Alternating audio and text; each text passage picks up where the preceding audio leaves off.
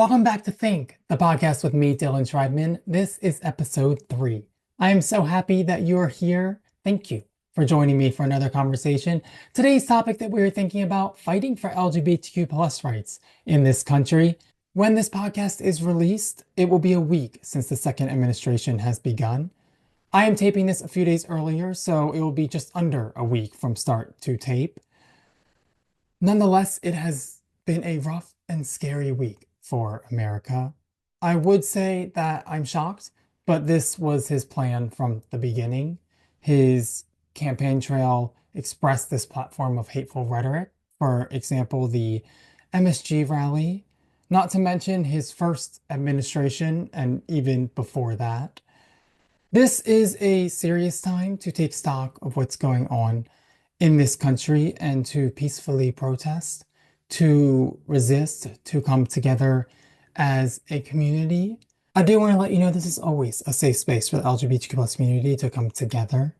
This is why the podcast was designed to create that safe space. I want that homey feeling among the LGBTQ plus community and for us to be able to have a conversation and discuss ideas and get to know one another. So this podcast is for that. I do want to give a quick recap of what has happened on the first week of the second administration. 78 executive orders were repealed on the first day of office from the Biden administration, including 2 that Biden signed on his first day of office in 2020, one supporting racial equity and one protecting LGBTQ plus people against discrimination. LGBTQ plus resources online have been taken down, as well as reproductiverights.gov. There has been an executive order signed to end birthright citizenship, which a federal judge has temporarily blocked, calling it blatantly unconstitutional. And there has also been an executive order signed proclaiming there will only be 2 biological sexes and also halting diversity programs. It has been an eye-opening week for America, and that is just the spark notes. That is just a quick recap of what has happened. I believe that if you aren't scared right now, it is a privilege, and you need to look around and show some more empathy. If his policies and executive orders have not impacted you, they've definitely impacted somebody that you love and that you care for. And please don't come up with the argument of, I voted for him, but I don't support the homophobic, misogynistic, and racist ways. That was the platform. You knew that when you checked the box. This man is doing what he said he would do. He's doing what the platform said it would do, what Project 2025 said it would do. Let's remember, a president for all Americans would not be revoking acts or executive orders that are in place for equality. I think that right there is simple math, and that should show you something. That should show you the direction that the administration is trying to move forward in. People that aren't concerned, I think it's a lack of empathy, a lack of realizing that themselves or somebody that they love closely is going to be seriously impacted by the actions. During the campaign, we tried to tell you. We tried to tell you the concerns of what would happen if this happened.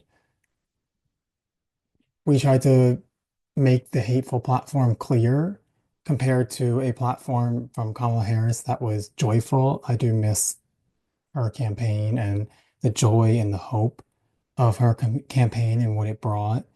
It's it's crazy to think that if you look at the 2 campaigns of before the election was decided, one was ran on a message of hate and a message of not including people versus the other was ran on love and unity and bringing people together and every single person having a place in this country.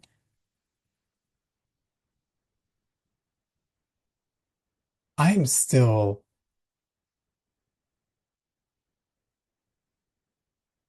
processing how the first one could have won. It's very hard to forgive. I'll just say this. It's very hard to forgive 77 plus million people who voted against human rights. Rights for women, minorities, the LGBT plus community, all at stake. And 77 million plus people who knew that was at stake, still check the box. You impacted somebody close to you, a friend, a family member, a coworker, a relationship with that vote. That to me is the most disappointing part.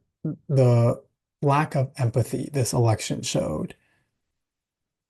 I know this isn't an election episode, and I should do another episode for the election processing, but I did want to get that in there. I am disappointed in what happened in November, as I know a lot of us are. I do want to get back to the current administration and what is happening right now. Today, I really want to think and focus on the executive order that was signed that proclaims there's only two biological sexes and also halted diversity programs. I did read the executive order on the White House website and also a recap from NBC News. I'm going to link both of those below. According to NBC News, White House officials detail both orders the sex and diversity part as the administration's quote, restoring sanity agenda. I think this language is not only incredibly harsh, I think it's incredibly ironic considering what has happened over the first week of the administration. I think it's the opposite, and a lot of us are scared and losing our sanity because of what actions he's taken. And to take people's rights away and call that restoring sanity to me is incredibly offensive.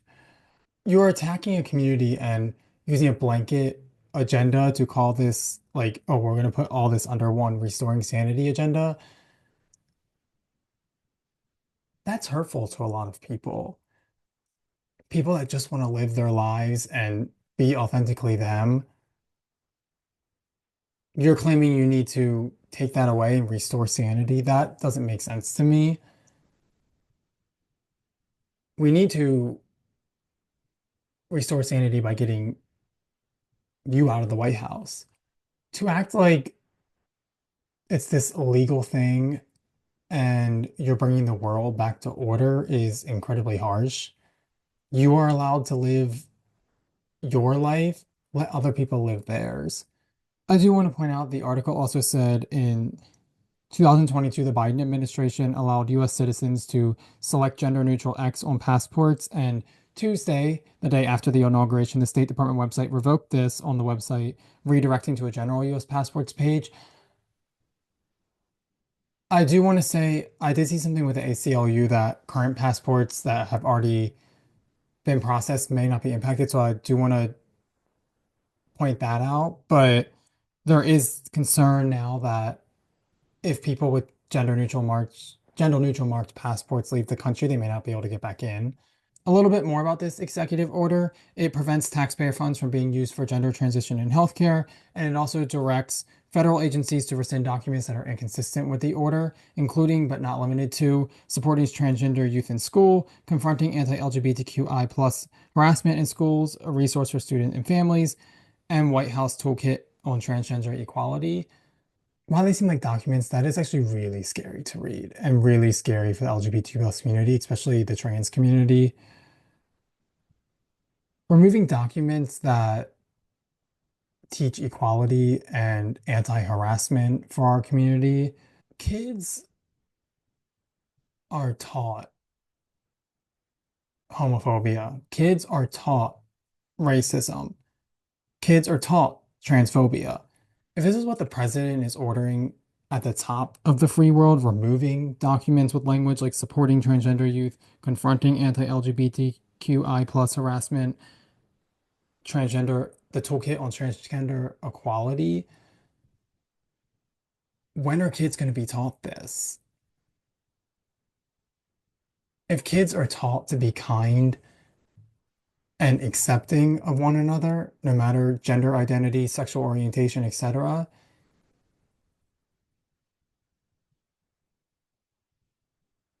that is helpful. If kids grow up in homes with people who support this man that are taught, first of all, don't learn this in school because they're being removed, harassment will grow. they'll be taught to be hateful. That would help them earlier in life to get a picture and of what the world looks like, of what America, a melting pot, looks like.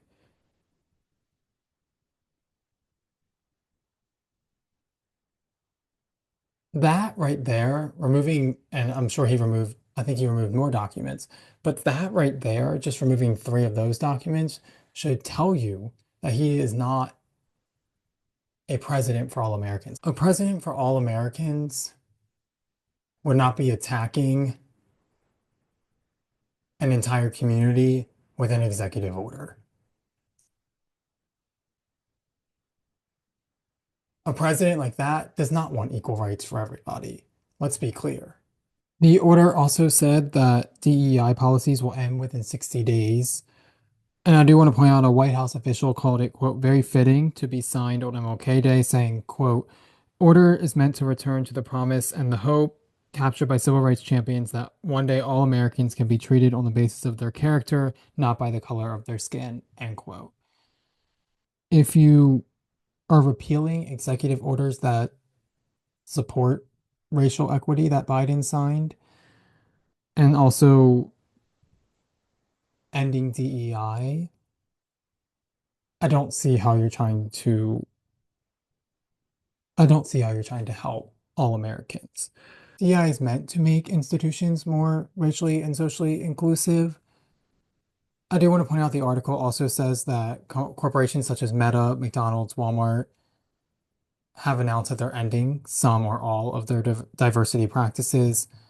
The president that wants to end DEI is just more proving my point of a president that is for all Americans would not be taking actions to take away equality for some Americans.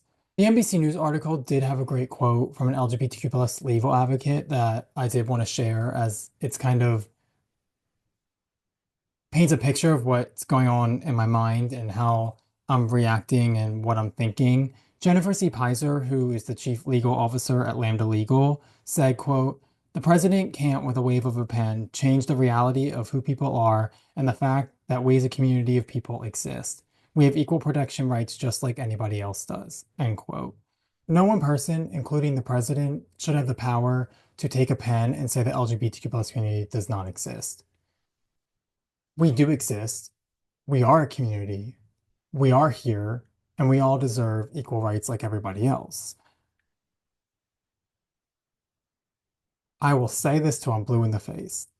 If you are a president for all Americans, you would not be attacking the rights of some of the people that live in your country.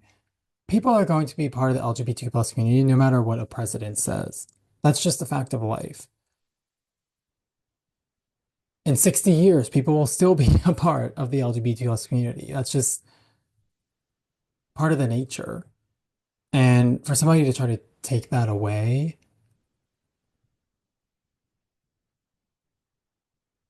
is really hurtful.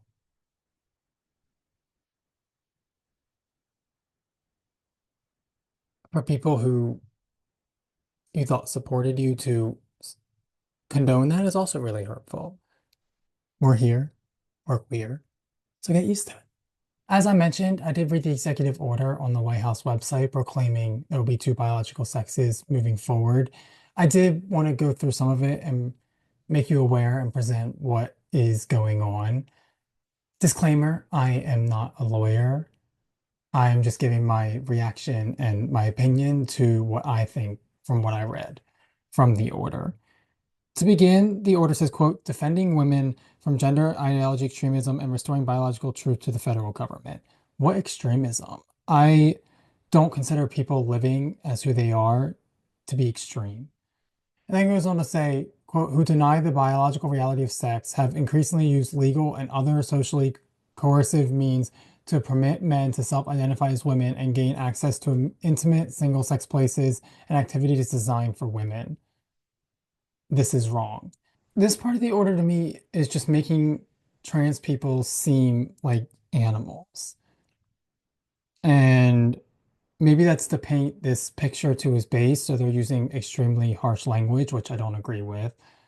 Your party wants the government to mind their business, but you can't mind yours. Let people live as they are. There is already enough LGBTQ plus hate in this country, especially among transgender people, and this language is not helping with that.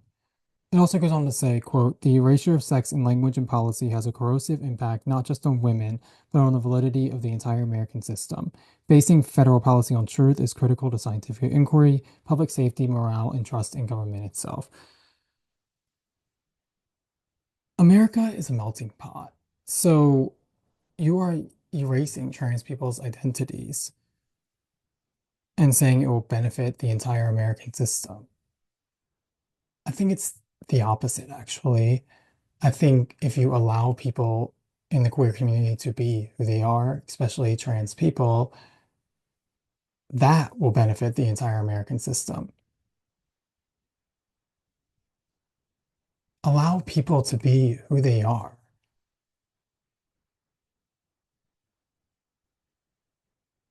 You want people to trust in government, but you keep interfering with their lives and threaten to take their rights away. How is that going to allow the entire American system and the entire American population to trust in government when you threaten rights with executive orders? How are people going to trust in government if you're using your government position that people elected you into to take away rights of transgender people? Not only that, the entire LGBT plus community, minorities, women. That is not going to get people to trust in government when they are scared and have a fear of living. You should be more graceful and allow people to live as who they are. And that would allow people to trust in government more. The language overall is really harsh in this, which people are going to come here on here and say, well, that's the purpose. He wants to paint a picture and take away, still don't agree with it. It still doesn't make it right. Ongoing and personal attack at one point, like harsh language like that, to paint this picture that all transgender people are bad, which is extremely frustrating. There's no ongoing and purposeful attack to me. The only attack is you writing this executive order to take away the rights of trans people. The trans community is the one being attacked. Let's just say that bottom line and make that clear. He also goes on in the order to say, quote, my administration will defend women's rights. That's also ironic, as we see in his first term, him put Supreme Court justices on the bench to take away and overturn Roe v. Wade. So you're saying you're going to defend women's rights, but you took away a woman's right to choose. That doesn't make sense. The government should not be telling a woman what to do with their body. That is their own personal decision. Also, the order says, quote, federal funds shall not be used to promote gender ideology. It also goes on to say, quote, the Attorney General shall therefore immediately issue guidance to agencies to correct the misapplication of the Supreme Court's decision in Bostock versus Clayton County to sex-based distinctions in agency activities. It's saying this because it's claiming the previous administration argued that the Supreme Court's decision in Bostock versus Clayton County required gender identity-based access to single-sex spaces. It claims that this position is legally untenable and has harmed women. I'm not a lawyer, so I don't want to get into the legality of it because I don't want to say anything wrong. But I do want to point out that Bostock versus Clayton County was the case where Joe Bostock was fired because he was a member of the LGBTQ plus community. There was also two others in the case, but I think they argued his case in the Supreme Court, and the ruling was that every employer with 15 plus employers is protected under federal law against employment discrimination based on sexual orientation or gender identity. So this is a really, really important case because it puts protections against discrimination in. And again, I'm not a lawyer, but I really, really hope they don't overturn this case because that is really scary. If they actually go for the Bostock versus Clayton County case, I don't know if that can be done, so I don't want to spread any fear, but they have already signed executive orders to take away discrimination, so you never know. I'm going to link an article down below as well to the ACLU the impact of Bostock versus Clayton County, just in case you want to take time to read it. I know this is a very scary time in our country, especially with all the executive orders that have happened in the first week of the second administration.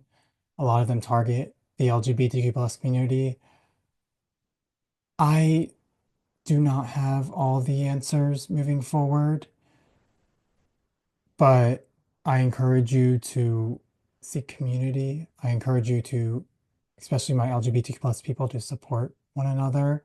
I do want to give you a few resources that have been helpful during the transition. I have been following the ACLU and the Human Rights Campaign on Instagram, and they've been helpful to keep me in the loop of what's going on and give us hope at a time that it's very dark in our country.